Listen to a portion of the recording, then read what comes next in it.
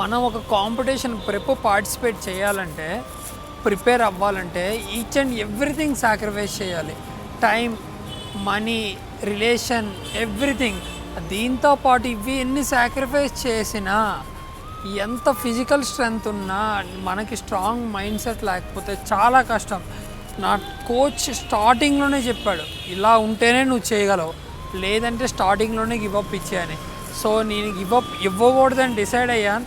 Even time లేకపోయినా, నిద్ర లేకపోయినా, రికవరీ లేకపోయినా, ఏదో ఒకటి నా ప్రయత్నం నేను చేసి ఖచ్చితంగా we have to achieve something అని చెప్పి నేను స్టార్ట్ చేశా. సో అట్లానే నేను దీన్ని కంటిన్యూ కూడా చేస్తున్నా. నిజంగా మీరు నమ్ముతారో లేదో, నేను 100 కాదు, మోర్ దెన్ 100% నా ఎఫర్ట్స్ అన్నీ పెడుతున్నా. సో మీరు అనొచ్చు, ఇది ఎవరి కోసం? నీ కోసమే కదా. నా కోసమే చేస్తున్నా. బట్ ఎంత కష్టం అనేది ఒక చెప్పుకుంటే ఇదవుతుందని చెప్పి చెప్పుకుంటున్నా అంతే.